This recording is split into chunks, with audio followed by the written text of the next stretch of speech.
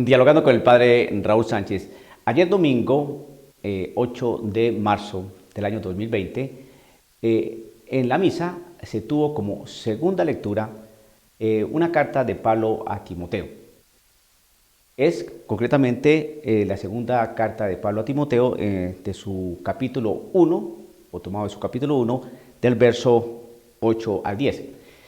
Este texto es uno de los que nos ayudan a mirar cómo es la realidad de la evangelización.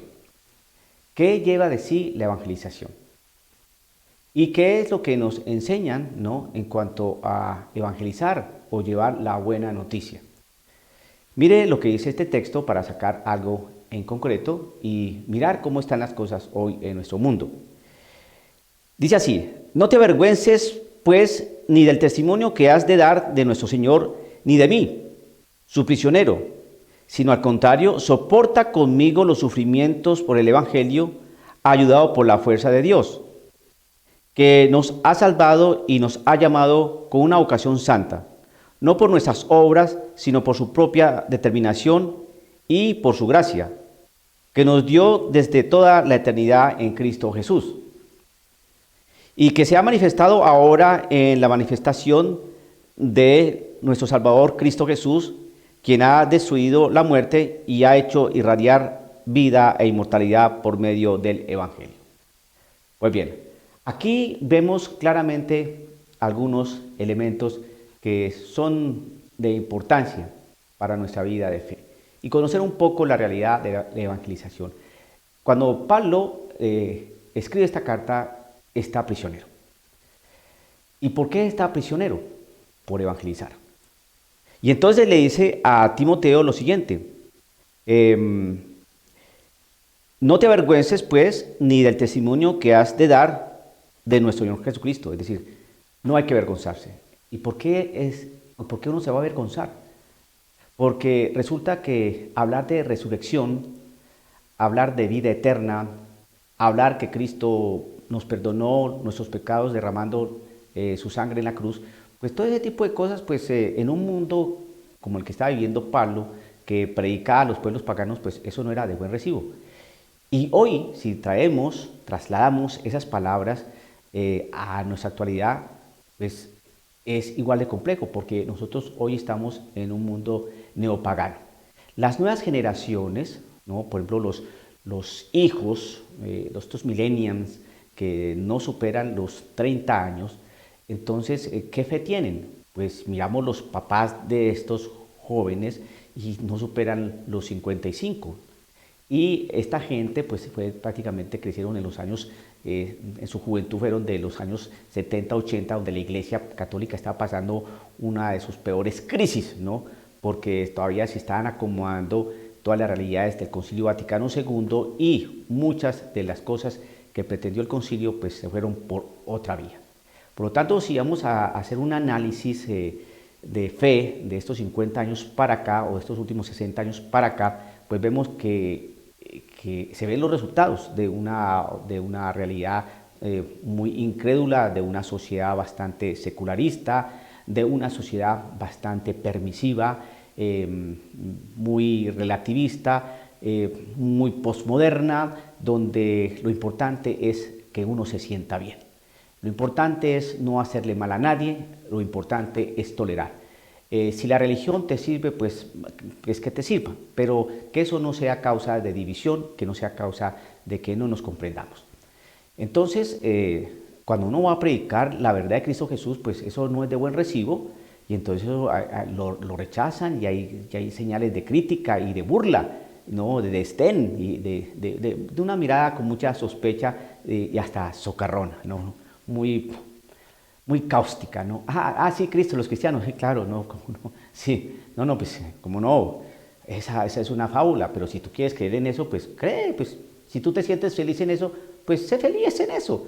Creo que hoy estamos en un mundo donde tenemos que mirar perspectivas un poco más serias, más concretas. Eso es burla, eso es burla.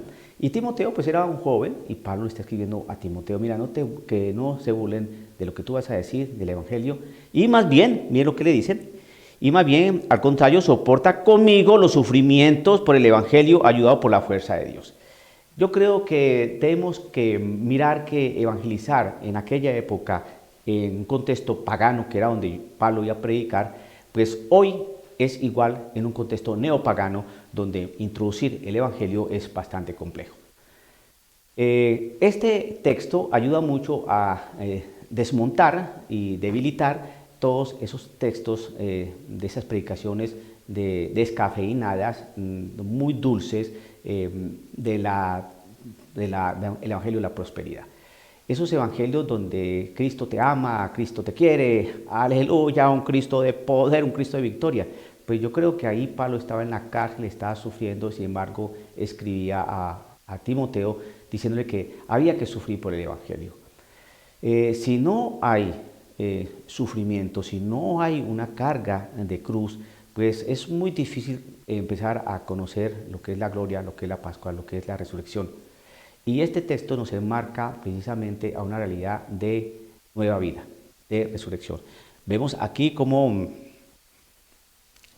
Pablo le dice a Timoteo, y que ese Cristo se ha manifestado ahora en nuestro Salvador. Esa gracia se ha manifestado en ese Cristo nuestro Salvador, quien ha destruido la muerte y ha hecho irradiar vida e inmortalidad por medio del Evangelio. O sea que el Evangelio que nosotros predicamos es un Evangelio de vida, un Evangelio que nos traslada a unas realidades eternas, a unas realidades trascendentes. Pero hoy estamos en un mundo muy inmanentista, muy terrenal, muy horizontal, donde se está preocupando más por las cuestiones de las realidades de la naturaleza, la casa común, como si nos fuéramos a quedar acá, en lugar de preparar la casa espiritual, que es el templo del Espíritu Santo, para encontrarnos con Dios Padre.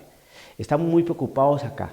Es un mundo totalmente humanista, ¿no? Muy humano, y han venido en los mensajes, los pronunciamientos, en los púlpitos, ¿no?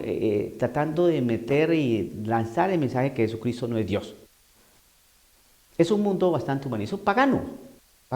Tenemos un solo Dios, ¿no? Y Jesucristo murió en la cruz por nuestros pecados y nos da una vida eterna. Tenemos más bien que preparar esta casa espiritual, que es donde habita el Espíritu Santo, no avergonzarnos del Evangelio y predicar a tiempo ya destiempo. Que se van a burlar de nosotros, claro que lo van a hacer. Que nos van a ridiculizar, claro que lo van a hacer. Que nos van a silenciar, por supuesto que lo van a hacer. Que nos van a arrinconar, claro que lo van a hacer. Que nos van a excluir, ni lo dude que lo van a hacer. Lo están haciendo, ¿no? Y ahí hay muchos poderes y muchos intereses, ¿no?, para hacer entrar en detrimento el Evangelio de Cristo Jesús. Pablo estaba motivando a Timoteo para que no se avergonzara del Evangelio y sufriera más bien con él, ¿no?, esta realidad de evangelizar. Lo mismo nosotros tenemos que hacer en el día de hoy. En aquella época en un contexto pagano, ahora en un contexto neopagano. Dialogando con el padre Raúl Sánchez.